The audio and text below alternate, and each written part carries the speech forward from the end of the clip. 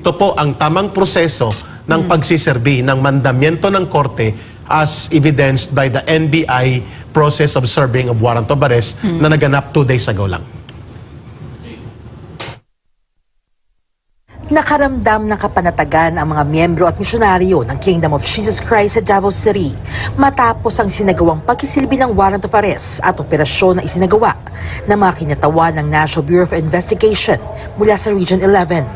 Dahil dito'y napatunayang hindi kailangan ng armas at bata-batalyong kapulisan upang maghalughog sa loob ng KOJC Religious Compound, tulad na lamang ng karumal-dumal na operasyong ginawa ng CIDG PNP SAF sa mga Kingdom of Jesus Christ Religious Compounds noong June 10 na tinaguri ang Day of Infamy na nag-iwan ng di basta-bastang takot at trauma sa mga miyembro at misyonaryo ng KOJC.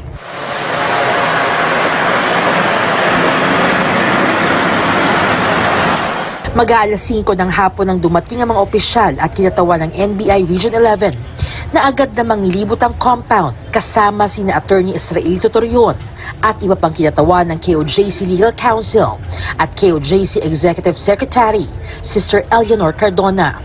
Sa naganap na operasyon ay hinayaan ng mga kinatawan ng KOJC na puntahan ng grupo ng NBI ang mga lugar na nais nilang halughugin at kabilang narito ang King Dome na matatandaang pinaghihinalaan ng kapulisan sa pangunguna ni Nick Torre na pinagtataguan umano ng mga pinaghahanap nilang tao.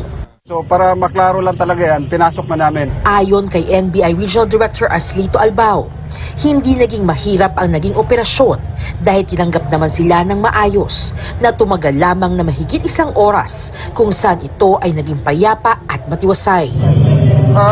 To be honest, wala kaming sa amin na agency, wala kaming nakuhang info. So para maklaro lang talaga yan, pinasok na namin para maklaro kung andyan ba talaga o wala. Ang Kingdom lang ang pinasok namin, pati yung may mga banks doon, no? May mga residents na marami din, mga quarters, pinasok namin. So far, wala kaming nakita. So, naging mahirap ang pag-search natin, sir, ngayong hapon? Hindi naman, kasi the KOJC personnel as well as dito yung mga lawyers nila, pinapasok naman tayo. Wala pa, before na search na rin namin, so far wala din kaming nakita, but I do not know this time. So this afternoon, ito lang yung focus namin dito sa KOJC. Sir, after this, sir, may motion ba tayo to request the alias warrant? Actually, meron ng motion for alias warrant, hindi lang namin alam kung anong resulta. Lastly, I would like to emphasize that we serve the warrant of arrest in a very peaceful and orderly manner. Ayon naman sa KOJC Legal Counsel, na patunay ang naging operasyon ng National Bureau of Investigation na hindi kailangan ng dahas at karahasan sa pagsisilbi ng warrant of arrest.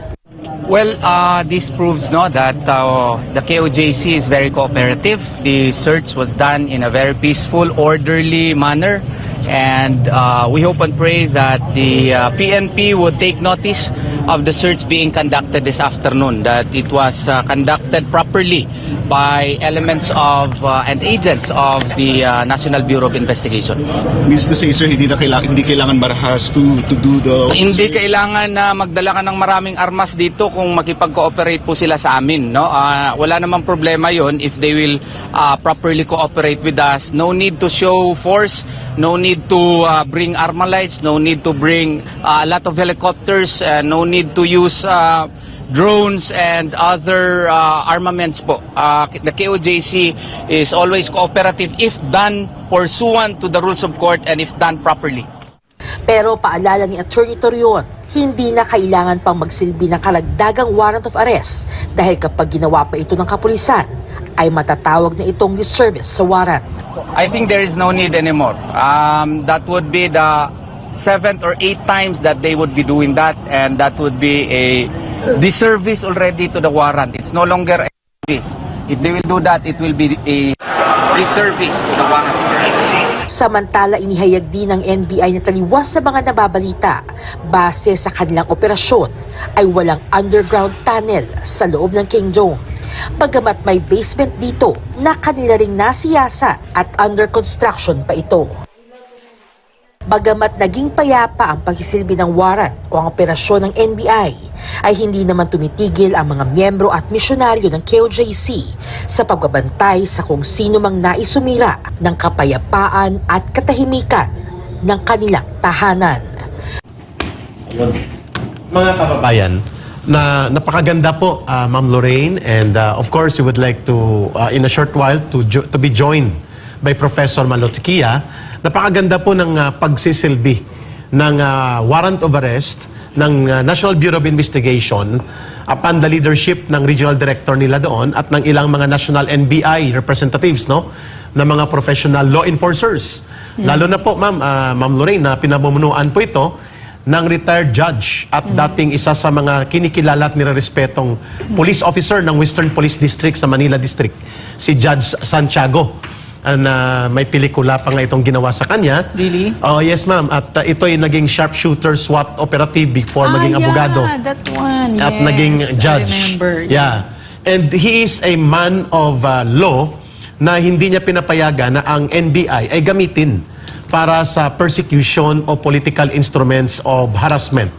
At dahil dito, kukuhanan natin ng reaksyon si Ma'am Lorraine doon sa napakagandang proseso ng pagpapatupad ng isang coordinated at professional na pag-serve ng warrant of arrest sa Kingdom of Jesus Christ sa loob ng mga premises nito, looking after kay Pastor Kibuloy at sa kanya mga ministro. But nonetheless, ma'am, ikaw muna before po ang ating pag-introduce and pag-join formally sa ating program ngayong episode ng Pilipinas Ating Mahal ni Professor Malotikia. Ma'am Lorraine, your take muna. Malu, very, very briefly lang so that Professor Tikia can join us, no? Ang gobyerno kasi, ang understanding dyan, meron silang hawak na malaking kapangyarihan, napakalaking kapangyarihan ng hawak ng gobyerno. Lalo't pag may hawak kang barel. No? So, ang maayos na gobyerno, malalim ang pagkakaintindi dyan kung ano yung hawak na kapangyarihan nila. Yes. Therefore, alam nila na dapat sila ang mababa. One of the prime roles of government is to make sure that that power is not abused. Correct. Diba? So, I like what that report said at the very start na nakaramdam ng kapatagan ang mga members ng KOJC. At isa itong sampal sa muka na nila Torre, nila Marbil, yung mga abusadong hindi na alam kung paano humawak ng kanilang kapangyarihan.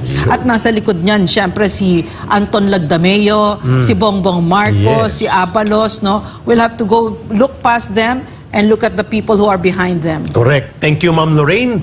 At ngayon po, kasama na natin si Professor Malotikia, isa po sa nirerespeto ng mamamayan pagdating po sa social and political observations and commentaries niya sa kabutihan ng ating bansa at sa mabuting pamamahala. Mamalu, welcome back sa Pilipinas Nating Mahal. Magandang umaga, Ka Eric. Magandang umaga, Dr. Lorraine Badoy. Ako'y natutuwa at nandito uli ako at salamat sa inyong paanyaya. Yes, of course, you will always be part of Pilipinas Nating Mahal sa pagbibigay po ng matuwid na pananaw at pagbibigay po ng isang kolektibong pagbubuo ng mabuting kamalayan sa mamamayan para ipagtanggol ang demokrasya at kapayapaan ng ating bansa at mabuting pamamahala. Ma'am, would you like to react doon sa unang binuksan naming talakayan ni Ma'am Lorraine? Patungkol po ito sa pag-intervene ng NBI sa tamang proseso na kung paano ipatupad ang warrant of arrest ng mapayapa, coordinated and professional at naging mapanatag po ang damdamin ng mga civilians at mga workers ng Kingdom of Jesus Christ na nandun po nasaksiyan natin kanina sa ulat na ito. Professor Malotikia. Well, Ka Eric, matagal na dapat nilang ginawa yan. Matagal na rin yung issue dito sa KOJC. Nakita ng bayan kung paano gumalaw ang mga kapulisan sa Davao City at diyan sa KOJC. So, natutuwa ako na meron tayong isang NBI na sumusunod sa batas. Alam nyo ho, respeto lang ng karapatan kasi ang unique dyan, it's a religious organization. Hindi ho basta-basta pumapasok. Kaya nga ang parati kong sinasabi, subukan yung gawin yan sa iglesia. Yes. Diba? You have the point. Oo, hindi mo dapat babastusin ang organisasyon na may ibang paniniwala religiously. So, yung ginawa ng ilang buwan na ba tatlong buwan, magdalawang buwan na ngayon. Dapat 10. yun na isaayos. Kung talagang interes ng Pangulo, ng kalihim ng hustisya at kalihim ng local government na ipakita. Kasi ito, magiging modelo ito paano ba tayo mag-execute ng ating warrant of arrest.